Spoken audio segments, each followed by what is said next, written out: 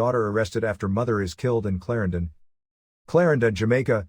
The 25-year-old daughter of a 61-year-old woman has been taken into custody after the mother was stabbed to death at their home in Bryans Peace, Clarendon on Sunday afternoon.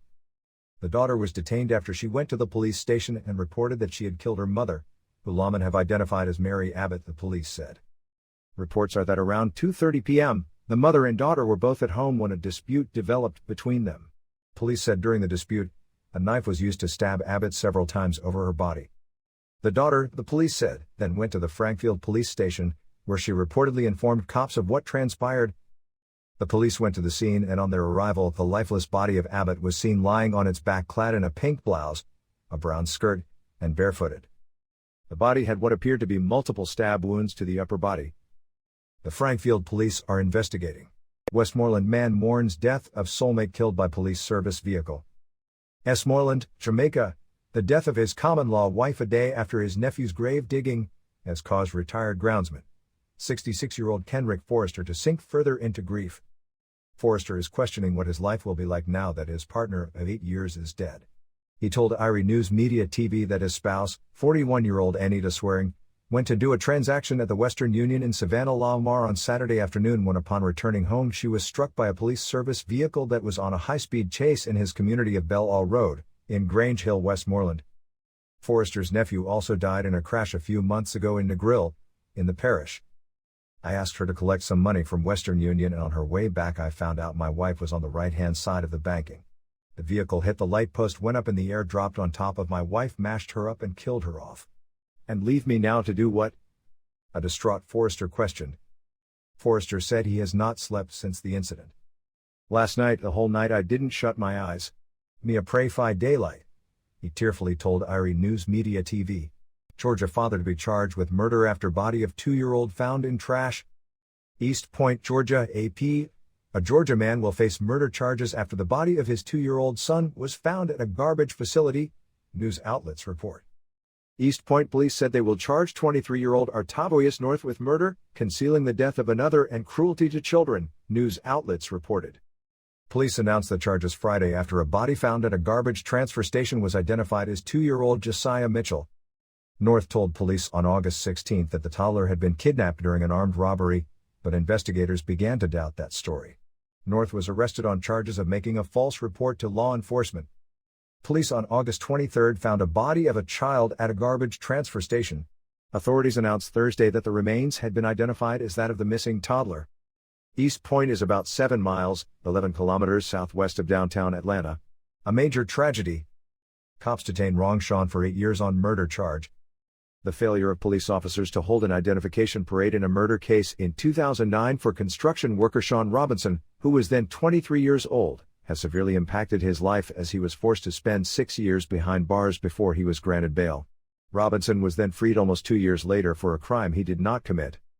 Robinson's case dragged on in court from May 2009 until January 2017 when the sole eyewitness said in court that he was not the perpetrator involved in the crime. The Crown then offered no evidence against him. A major tragedy is how attorney-at-law Hadrian Christie, who is representing Robinson in a civil case against the government, described the profound injustice meted out to his client. Robinson filed a lawsuit in the Supreme Court in September 2019 against the government, seeking damages for malicious prosecution and constitutional violations due to the inhumane conditions under which he was detained. The sole eyewitness, in his statement to the police, gave the name of the offender to be Selvin Robinson, also called Sean, and said he had known him for 20 years. He said Sean was about 5 feet 3 inches tall and was of a brown complexion. However, Robinson's unchallenged affidavit states that he has no alias and his only name is Sean Robinson. He is of a dark complexion and is 5 feet 9 inches tall. He contends that he made several pleas for an identification parade to be conducted from the time of his arrest, but those pleas were denied. The defendants have accepted that no identification parade was held. Suffered immeasurably. Christie, who is instructed by the law firm Asher & Asher, told the Gleaner yesterday that Robinson suffered immeasurably during his incarceration and subsequent legal battle. He said stress, embarrassment, and the loss of his family life took a toll on Robinson. Christie said further that Robinson's daughter was born while he was behind bars, depriving him of the early bonding moments that every parent cherishes. Defendants in the suit are the Attorney General, Detective Sergeant Alvin Fearon, and an individual identified only as Detective Sergeant Roy.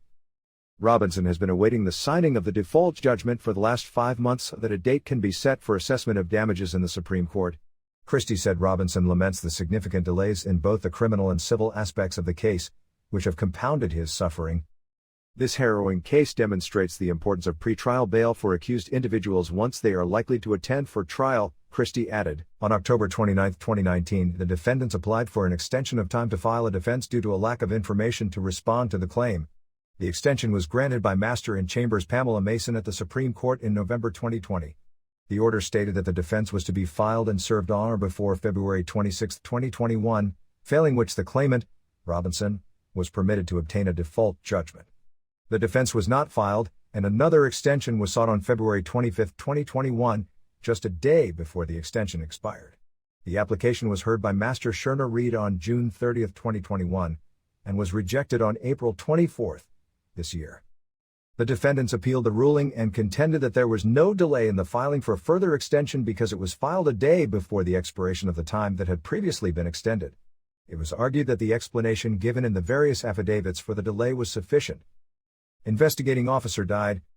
They argued that the delay was due to difficulties in obtaining instructions to file the defense since the senior investigating officer had died and the other police officer had retired.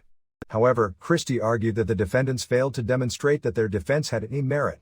Christie emphasized that there was no explanation as to how the named perpetrator, Selvin Robinson, was suspected to be the same person as the claimant. The Court of Appeal, comprising Justice Marva MacDonald Bishop, Justice Nicole Simmons, and Justice Kissack Lang, agreed with Christie's submissions, and in refusing the application for extension of time for permission to appeal the order of Master Reed, ruled in July that there were sufficient bases on which the Master could properly have concluded that the draft defense did not disclose an arguable case. The court found that there was no good reason for the delay in filing the defense before the time is extended by Master Mason. The defendants are being represented by attorney-at-law Christina White, instructed by the Director of State Proceedings. Manchester leader calls delay in erecting Kendall Monument very embarrassing. Kendall, Manchester, one leader in this South Central parish has lashed out at the long-standing pledge to erect a monument in remembrance of the nearly 200 people who died in a train crash years ago, calling it embarrassing. It follows a promise by Culture Minister Olivia Babsey-Grange that plans were forthcoming for victims of the Kendall train crash on September 1, 1957, 66 years ago. Manchester Parish Development Committee (PDC) Chairman Anthony Freckleton, who was one of about 25 people who turned up at the Kendall Missionary Church on Friday, was disappointed at the low turnout for a tree planting commemorative ceremony for the 66th anniversary of the crash. This project is long overdue to be implemented in our parish. It was documented in the New York Times and was one of the worst disasters in the world at the time, he told the IRI News Media TV. We don't seem to acknowledge the importance of this event, both to the victims and to the families of the victims, that we put up something suitable, a monument so that a lot of these families can get closure to this situation, added Freckleton. He pointed out that the calls from the political directorate are made annually for the monument. Every year, every mayor, every councillor, every member of the municipal corporation has been advocating for this, and the wider society, a proper museum for this world event that took place down here. This is long overdue, and it is very embarrassing that we come every year in the effort that we are making to keep it alive and have not borne the fruit that we ought to see happen, said Freckleton. Culture Minister Grange on Friday during an interview on Nationwide News Network, reiterated her promise for the monument to be erected. We were working towards having it erected and unveiled last year. We were not able to achieve that. We're going to be following through on it as we plan to with a number of other projects to commemorate Jamaica 60, she explained. We are working closely with the Manchester Municipal Corporation, the Jamaica Railway Corporation is on board, and Wendalco is on board. There is a non-profit entity that is working closely with us to ensure that the monument is done, added Grange. The minister had declared September 1 Kendall Crash Day in 2017. That date has been commemorated since, with the exception of 2020 when the novel coronavirus pandemic intervened. Freckleton said the monument is important for commemorating the lives lost, but also has the potential for heritage tourism. The PDC wants to work closer with the municipal corporation to see how we can assist by garnering some extra funds to make it happen. It can attract people, the families of the victims would be encouraged to come and work with us, it is an attraction, he said. The commemorative ceremony was restricted to the church building as the crash site is overgrown with bushes. This led to 6 plants being symbolically shown for planting in memory of the victims. Chair of the Memorial Committee Angela Edwards told the IRI News Media TV that the Russian aluminum conglomerate UC Rusal, owners of Windalco, and the local municipality are still in dialogue to settle a land lease for the crash site. For the monument, we have finally gotten a draft lease agreement from Windalco, who owns the land now where the burial site is located. So the council's lawyers are now looking over the document and in discussion with Windalco to straighten out some stuff in the draft agreement, she explained. As soon as that is done and the draft agreement is signed, then we will be moving forward to look at construction of the monument at the burial site, added Edwards. She is hopeful that once the lease agreement is settled, funding will be allocated to do the project. We started communicating with the ministry. We are hoping that the funds will come from the ministry because it was actually submitted as a project for Jamaica 60 because the ministry had invited the council to submit projects for Jamaica 60 and that was one of the projects that was submitted, she said. We want to have it done so we can have the unveiling at next year's anniversary in 2024. I am really hoping that the ministry will put it on their budget for next year so we can actually get it done because it has been a while. It is 66 years, and to have your relatives out there in the open and you can't identify them is really not a nice thing, added Edwards. The proposed monument is expected to bear 177 names. The overall plan is to do a memorial park at the site, so along with the monument we will have spaces where people can come and sit down and just relax, Edwards explained. Peter Espet, Roman Catholic deacon and pastoral administrator of St. Anne's Church, said although the monument is needed, he is pleased with the commemorative ceremony. I am not making a big thing of it.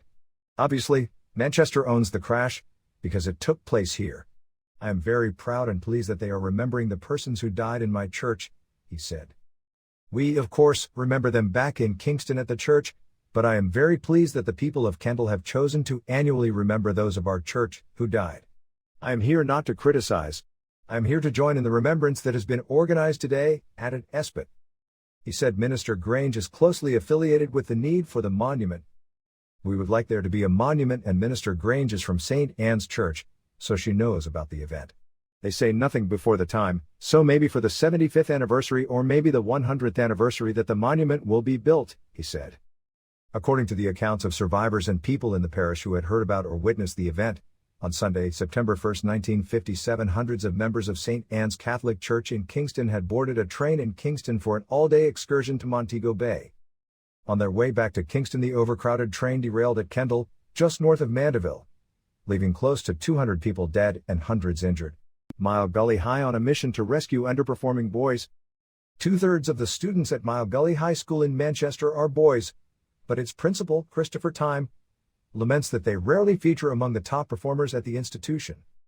We have seen the disparity between boys and girls progressively increasing each year, he said, noting that 420 of the 660 students at the rural school are males. According to Time, the boys who underperform at the institution sometimes enter the school unable to read. We have children who are non-starters, that's the title you give to a child who is going into an infant, meaning they don't reach school level yet, but they have gone through the system, he said. To address this, he said the school launched a robust literacy program last year, and the progress is slow. He remains optimistic about the results. For the last assessment in September last year, the average reading level was grade 3, and we have moved that at the end of the academic year 2022-2023 to grade 4-5, Time shared with IRI News Media TV. Our goal is to at least have them at the grade 7 level by the time they reach grade 9. So, at least if they are unable to pursue the CSEC, then they will have the opportunity to pursue the HART exam, city and guilds exams, get certified in a skilled area, and so forth so that they can go out and do something productive in society. He said the program is supported by 2 special educators on staff and the boys are pulled from classes for reading sessions. More than $300,000 was spent on the initiative last year, and Time said, with the support of external partners, he expects that figure to increase for the upcoming school year. Under his 5-year leadership of the rural institution, he said, he has also embarked on re-engineering the curriculum by using the content as a vehicle to teach students in grades 7 to 9 valuable skills. Students in grades 10 and 11 are given a greater focus on content, but the principal said that by then, they would attain a greater level of independence.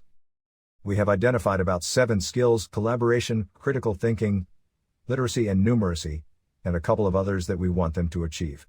So every lesson plan now must have in it 1 or 2 skills that each lesson plan will be targeting for development among our children, he said. Deficit within system.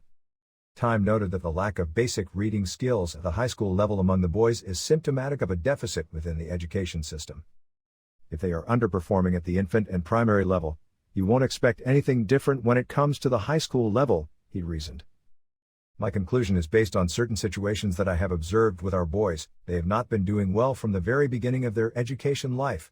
They are not used to success in education, so, after a while, they don't look to it for any success at all.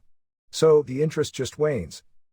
Arguing that enough focus is not given to primary and early childhood education, Time is calling for routine psychoeducational testing of students at this level when signs are observed. The principal is also of the view that students who underperform at the primary level should be kept back, but under very specific circumstances and after a greater effort is made to bring them up to standard. We're not based on level, or standards, or achievement or something like that. So a child past the primary level, not competent in the primary level, and still come to high school, he said. You don't want to have a bottleneck.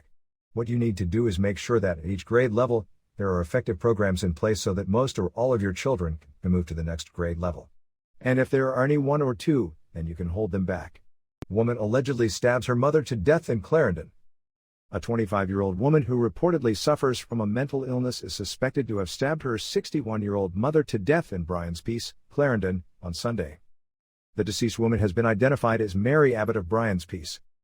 The Frankfield police say about 2:30 p.m. both women were at home when a dispute developed. It is alleged that during the dispute the suspect used a knife to inflict several stab wounds to her mother's body. The suspect later turned herself in at the Frankfield police station and made a report. When the police arrived at the home, Abbott's body was seen on its back with several stab wounds to the upper body. Up to August 28, the parish of Clarendon had seen an 18% increase in murders, having recorded 72 homicides compared with 61 over the 2022 corresponding period.